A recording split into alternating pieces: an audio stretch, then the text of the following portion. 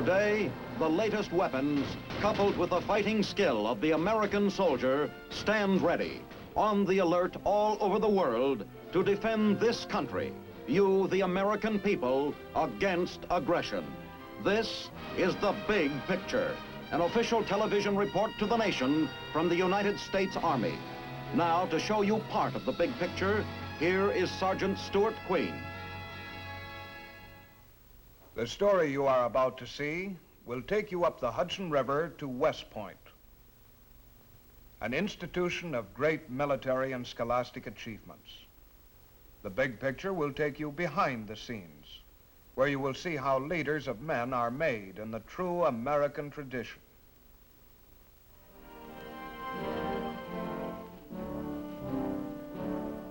Each year, from every state in the Union, a group of young men travels across the continent to enroll at a great educational institution.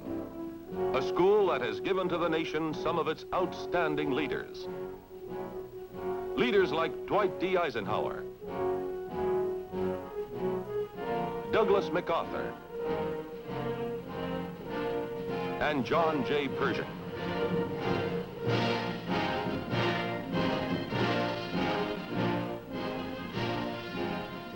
To get to this school, these young men converge on a place about 50 miles north of New York City. A place known as West Point, the United States Military Academy.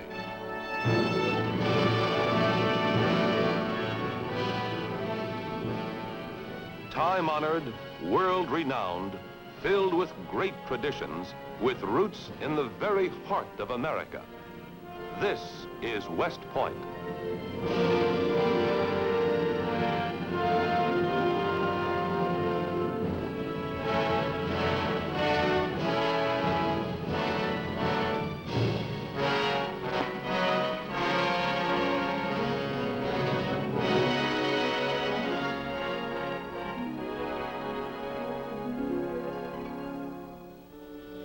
And now let us meet a young man who will soon become a member of the Corps of Cadets. A young man named John Reed. John lives in a small town not far from West Point and has come down a month early to look over the place where he hopes to spend the next 4 years of his life.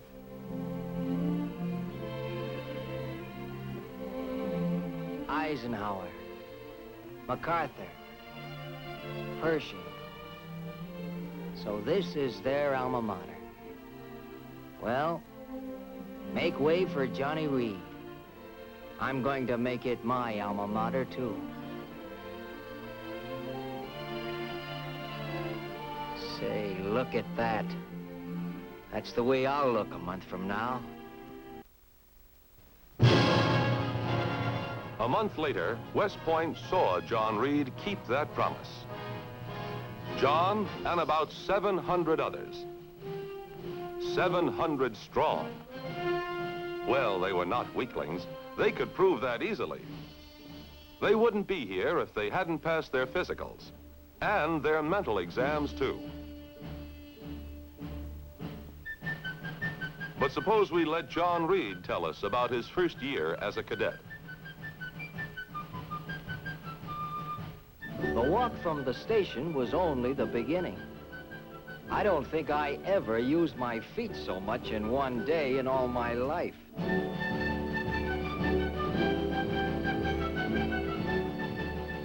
In no time at all, they had us in small groups, with upperclassmen teaching us how to march in formation. Brother, were we ever raw recruits.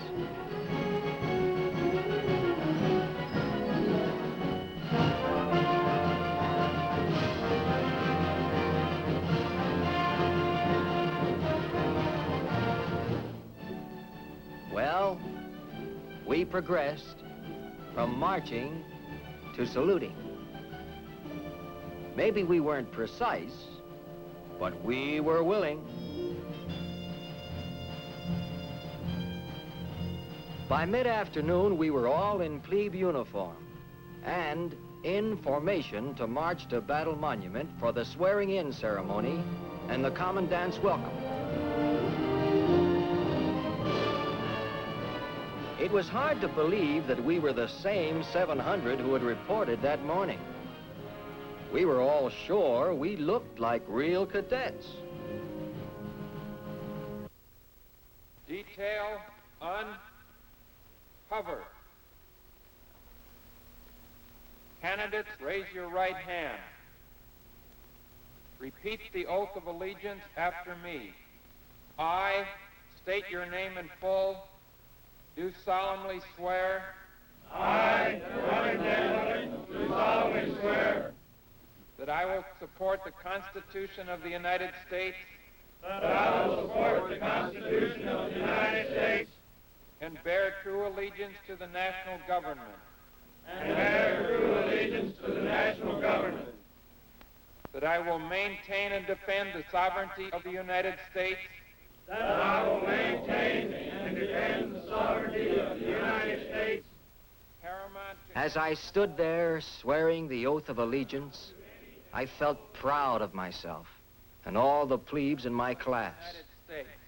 And the rules and articles governing the armies of the United States. New cadets, lower your right hand. Detail, read, cover.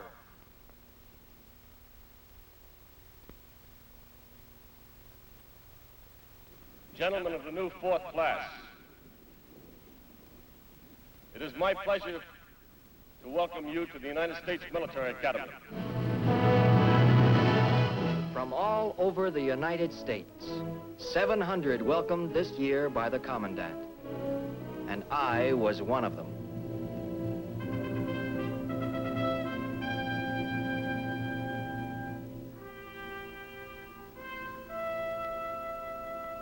That night, I heard taps mark the close of my first day at the point.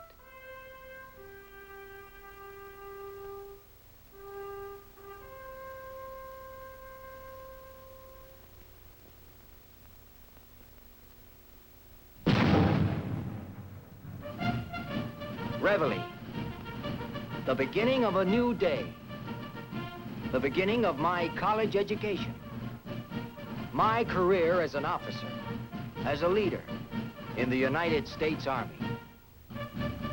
But there's no time for daydreaming at West Point, especially not for plebes. There's far too much to do. 6 o'clock a.m. We were all ready. Yes, sir, I was ready. Ready for anything.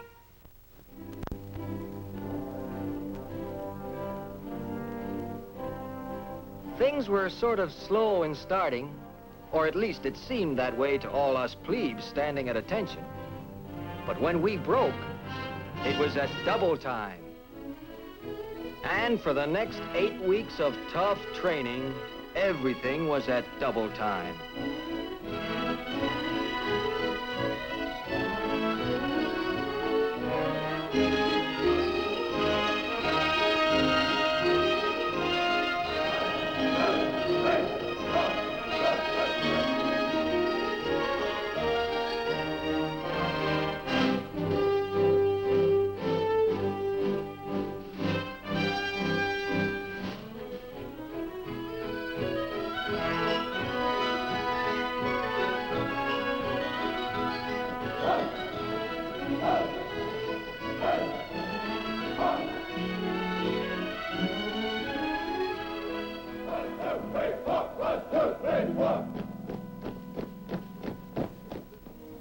Of course, we took time out to be fitted for uniforms.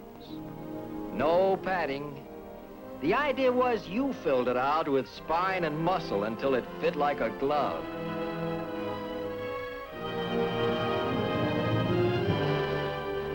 September, and the Corps of Cadets was together again in Washington Hall after a summer's training. The whole Corps. And that included Cadet John Reed. Cadet, not new cadet anymore. The upperclassmen still gave the plebes a hard time, but none of us really minded. The important thing was that now we belonged. We were really part of the Corps. And then we started in on our academics. 9 months of it. Take math, for example. Good thing I learned to like it in high school. They sure give you plenty of math here. Of course, it's much further advanced, but it's surprising how much you learn when you really put your mind to it. We got our choice of learning one of 5 languages. I selected Russian. It's a tough language, but important. Orthographic projection. This is part of the plebe course in graphics. English. Now that came easier. But I wasn't going to brag about anything, because they said the harder courses were yet to come.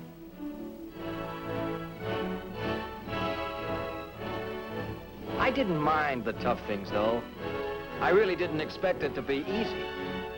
But even with a full schedule, there was still time for some fun and extracurricular activities.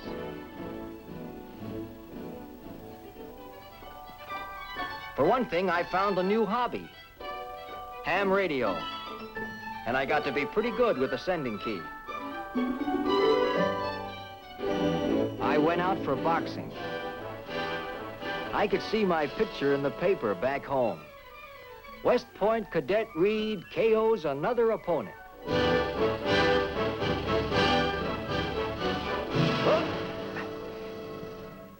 Funny how you think you're so good until you run up against stiff competition. That goes for chess, too. I used to think I was a real mastermind at this game, but I guess I still had an awful lot to learn. Yes, sir. An awful lot. But I was in good company. Every one of us was here to learn, and glad of the opportunity.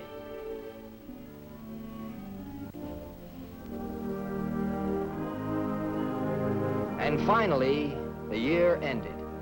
It was June week, and we joined old grads, hundreds of dignitaries, and thousands of friends, relatives, and visitors in graduation week festivities. Once again, I paid my respects to the father of the military academy. But this time, I wasn't alone. This time, I was part of the traditional ceremonies.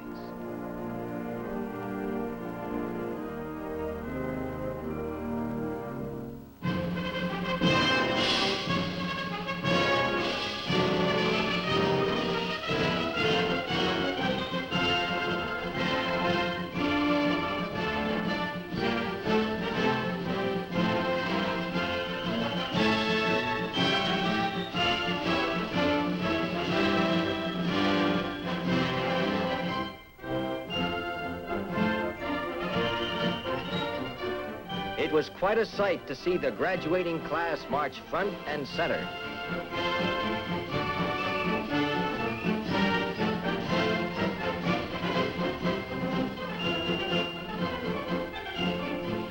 After that, it was our turn to pass and review.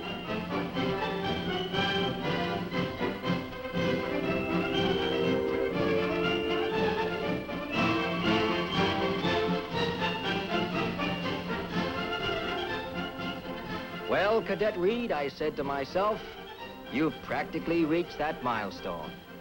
You're marching in the graduation parade, the last parade of your plebe year. It's an important milestone because it means that soon you'll be recognized by the upperclassmen.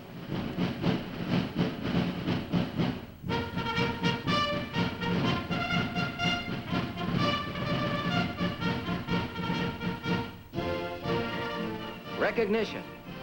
Recognition by upperclassmen. You belong. You've made the grade. You're John Reed, upperclassman.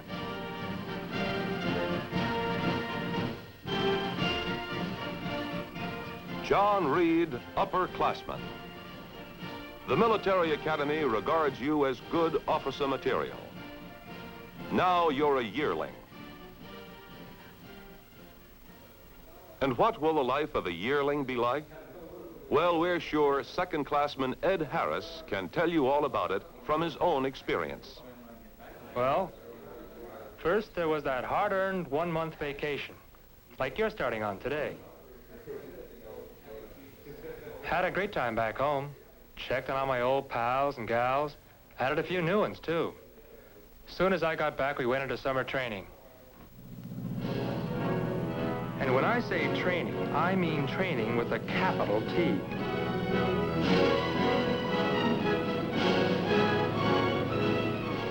Camp Buckner's quite a place. It's about 7 miles from West Point, and it's the hub of yearling summer training. Everything is set up so you learn things by doing them.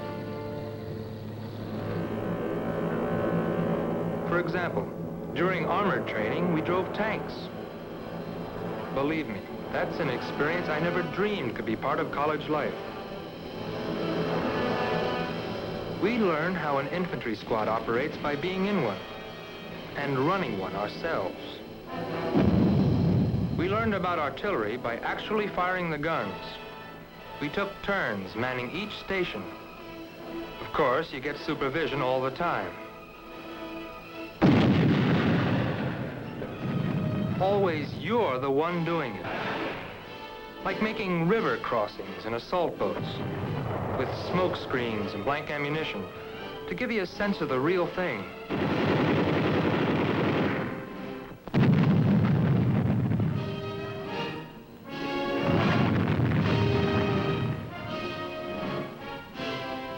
We soon began to understand the fundamentals of tactics.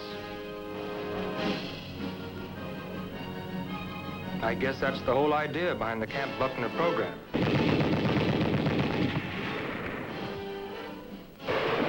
In addition to the M1 rifle, we learned to fire other infantry weapons.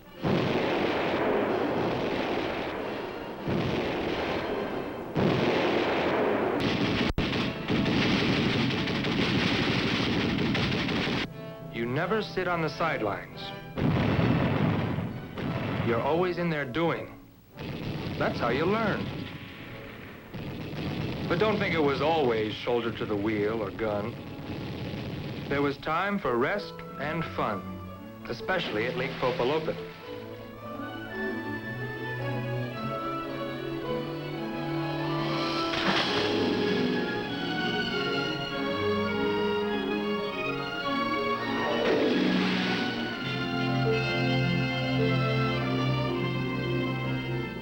It was a good summer, in every way.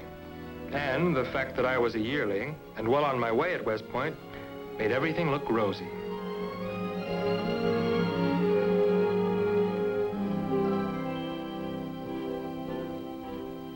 So fall rolled around, and with it, another school year. One of the things I liked about being a yearling was the fact that I didn't have to march to classes, like the plebes. Oh, not that it mattered an awful lot, but, well, as a yearling, I really began to understand what it means to be a member of the Corps. I tell you, Johnny, that's a good feeling.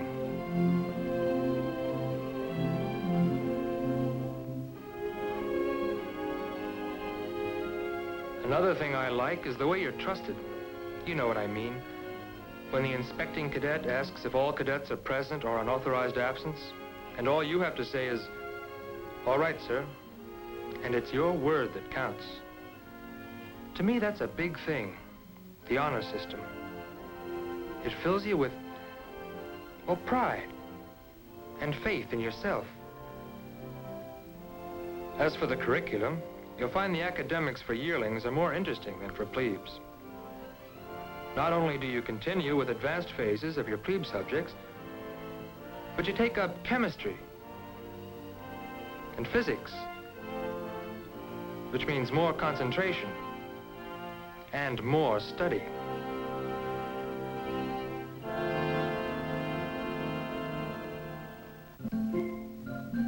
On the lighter side, sports kept playing a big part. And we had expert coaching by first-classmen. You know, as a junior officer, you may be called on to coach a company or battalion team, or organize and run an athletic program in your unit. So you take all sports seriously, even if they are fun. Somehow my term as a yearling seemed to flash by twice as fast as when I was a plebe. Before I knew it, another June week rolled around, the one that's just ended. I guess you'll always remember that year as the year of decision. You can say that again. Want to know what I've got to look forward to this summer? Sure. Well, this is my 3rd year, which means a visit with the Navy along the Virginia coast at Norfolk. There, I'll join in naval indoctrination exercises. We'll be given tours on many types of Navy ships.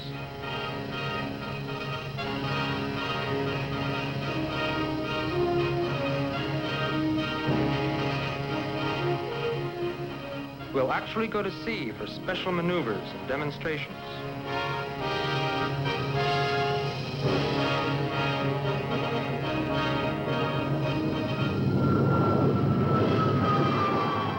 Next will come the study of Air Force techniques at Maxwell and Eglin Air Force bases.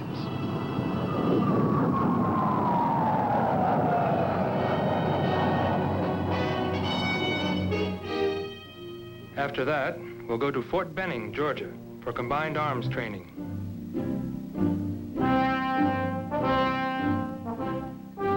This is a special course, complete and rough.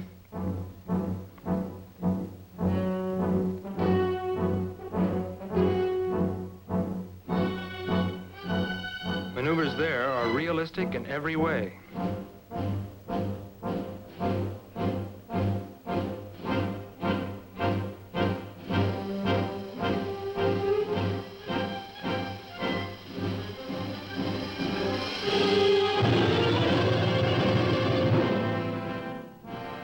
We'll be given an accelerated course in airborne techniques.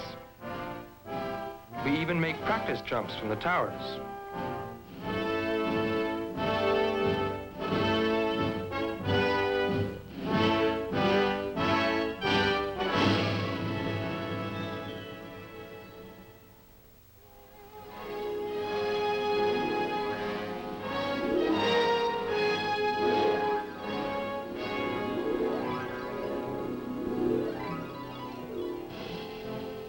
After a 4 weeks vacation, I'll be back at the point for more academics, more military training. I'm looking forward to working in the technical labs. They have some of the best equipment in the world. Everything geared to give a cadet a fine scientific background. And then, I expect to be attending meetings of the Student Conference on United States Affairs. You know, that's SCUSA for short. Students from other academic institutions get together with us at these meetings to discuss important current events. So you see, it's not going to be a dull year, or an easy one, for you or for me. Then, of course, there'll be sports and gym work and extracurricular activities. I have high hopes everything will be okay from now on.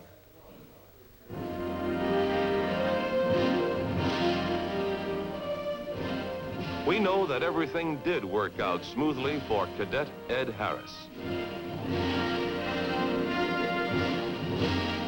It took a lot of studying, but he kept up with his academics right through his last year at West Point. Finally, graduation. The culmination of 4 years of hard work and study for every member of the graduating class. This was a day that held the key to Ed's future. The day he received his Bachelor of Science degree and a commission as second lieutenant. Among those watching Ed's graduation was John Reed. One more year to go, Johnny, and you'll be up there where Ed is.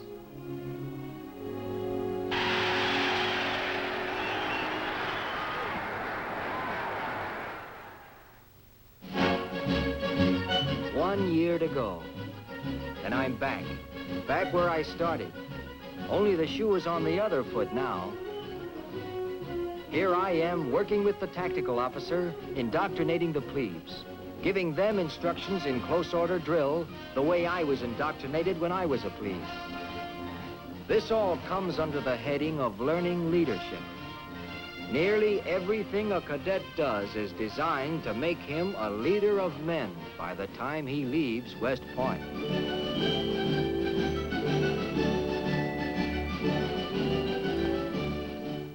It looks like a mighty interesting year in academics, too. But they won't be any great problem, not to Johnny Reed.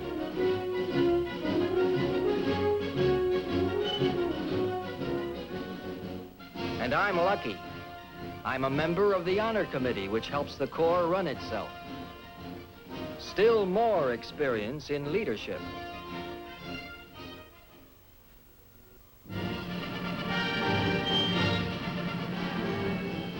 And so the West Point story ends for Cadet John Reed. It's your graduation parade this time. You made it, Johnny. You made it by working hard. You made it in the true tradition of the Corps. In the tradition of Eisenhower, MacArthur, Pershing, Grant, and Lee.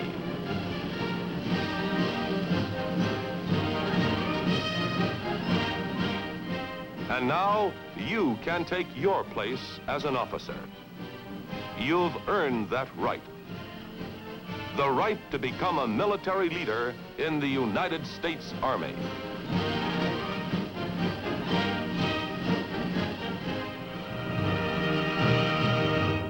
To serve the youth of the nation, to serve the nation and the world's free people. This, then, is the underlying theme of the story of West Point. This is Sergeant Stuart Queen, inviting you to be with us again next week for another look at the big picture. The Big Picture is a weekly television report to the nation on the activities of the Army at home and overseas. Produced by the Signal Corps Pictorial Center.